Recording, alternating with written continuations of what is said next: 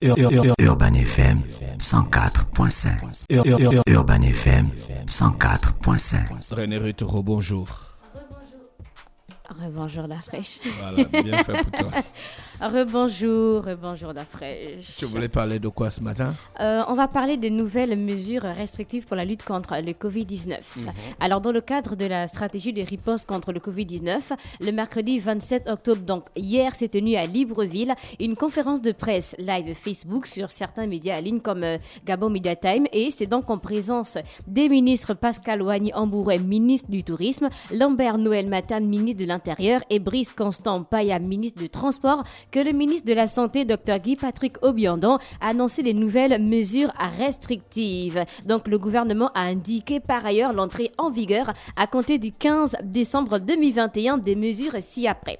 L'obligation de présenter un test PCR ou une attestation de vaccination pour avoir accès aux lieux publics, notamment les administrations, les entreprises, les restaurants et les snack-bars. L'exemption du couvre-feu pour les entreprises dont tous les employés sont vaccinés, donc restaurants et snack-bars. L'exemption du couvre-feu pour les personnes vaccinées. Par la suite, la durée de validité du test qui est de 14 jours sur tout le territoire national et de 3 jours pour les voyageurs internationaux. La fin de la gratuité des tests PCR qui passe désormais à 20 000 francs CFA pour le test PCR normal et 50 000 francs pour le test PCR VIP. En ce qui concerne les mesures de transport, à compter de ce mercredi 27 octobre, c'était hier, le nombre de rotations hebdomadaires passe à 5 par compagnie.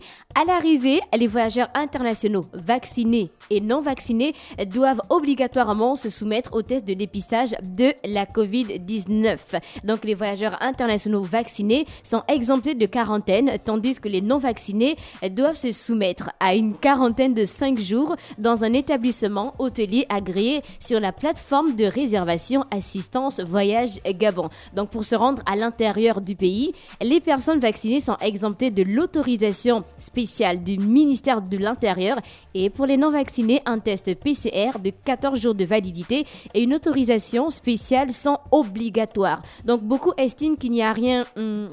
On va dire qu'il n'y a rien d'alarmant et que les mesures sont drastiques. Donc, occasion pour nous de rappeler la situation épidémiologique du 25 au 26 octobre concernant le Covid-19. Alors, sur les 9 334 prélèvements réalisés, nous avons enregistré 354 nouveaux cas positifs, 217 guérisons, 100 personnes hospitalisées, dont 22 en réanimation et 5 nouveaux décès, dont 5 à Libreville. Au total, sur les 1 314 654 tests réalisés, nous avons enregistré 35 252 cas positifs, dont 6 233 cas actifs, 28 784 guérisons et 235 décès. Donc, comment sont repartis les 354 nouveaux cas dans tout le Gabon? On a 282 dans le Grand Libreville, on a 32 à Franceville, on a une personne à Mouila, on a 4 à Makokou, on a 13 à Koulamoutou, on a 20 à Port-Gentil et on a 2 à Oyem. Par la suite, il y a aussi la cartographie vaccinale du Gabon au 25 octobre. En ce moment, il y a, d'après t'imagines, combien de personnes vaccinées en ce moment? Il y a beaucoup, il y a peut-être 40 000. Non, il y a 125 912. Mais c'est beaucoup. C'est beaucoup. Donc, on a 95 363 dans l'estuaire seulement. Dans le Haut-Ogooué, on est descendu à 5 956. Il y a une marge vraiment.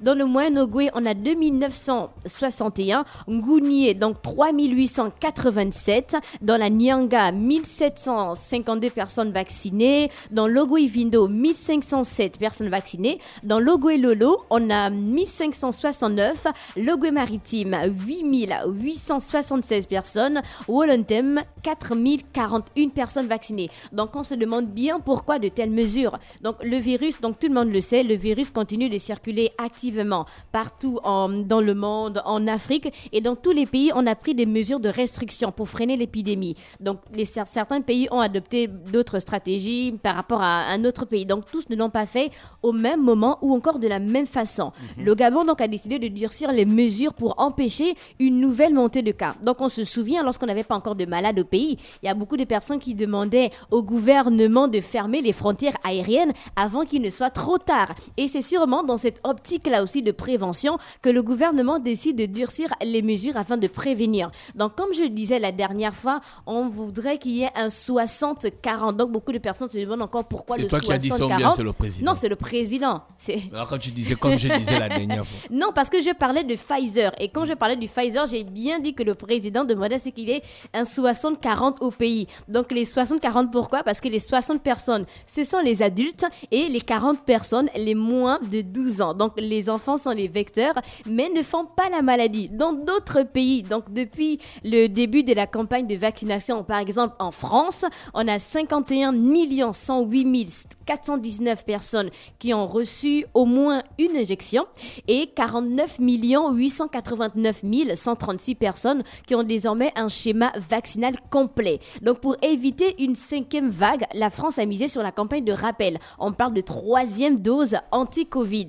Donc, les épidémiologistes, parce que le mot là, les épidémiologistes recommandent un taux de vaccination de 90% de la population de plus de 12 ans. Donc, ici, on parle de 60%. Ce sera possible de prendre une 3e dose? Oui, en France, en fait, si les gens ne se font pas vacciner, là, ils parlent maintenant de 3e dose. Donc, voilà pourquoi ils recommandent 90% que 90% de la population se fasse vacciner pour atteindre l'immunité collective, en fait. Maintenant, quand on parle d'immunité collective, qu'est-ce que c'est? En fait, on désigne par immunité collective ou encore immunité de la population la protection indirecte contre une maladie infectieuse qui s'obtient lorsqu'une population est immunisée, soit par la vaccination, soit par une infection antérieure. Donc, l'OMS, l'Organisation mondiale de la santé, prône la recherche d'une immunité collective par la vaccination et non en permettant à une maladie de se propager au sein d'une couche de la population. Donc, parce que ça va entraîner des cas et bien sûr des décès inutiles. Et il y a beaucoup de réactions sur les réseaux sociaux. D'une part, certains ont salué les nouvelles mesures et d'autres ont souligné que le président parlait de vaccination qui n'était pas obligatoire et qu'à présent, le gouvernement semble vouloir obliger la population à se faire vacciner par la force. Non, il n'y a pas de force. Mais justement, il n'y a pas de force. En fait. Comment c'est à la force? On te dit tu n'as pas obligé de te vacciner, tu vas faire le test. Ça veut dire qu'il n'y a pas de force. Mais après, on va se poser une question parce que sur les réseaux sociaux, beaucoup se disent que oui, mais est-ce que c'est obligatoire de se faire vacciner? Non, on n'a pas dit que c'était obligatoire. Donc, qu'auriez-vous fait à la place du gouvernement pour freiner la montée du Covid dans le pays? Donc, on va terminer par cette question ouverte. Qu'auriez-vous fait à la place du gouvernement pour freiner la montée du Covid dans le pays? Et c'était tout pour la rubrique du jour. Merci René Ruth avec nous ce matin sur les 104.5 Urban FM, la station urbaine dans le Da Fresh Morning, le réveil matinal le plus haut de la capitale sur la radio, la plus haute de la capitale, un tour en publicité. Urban FM 104.5.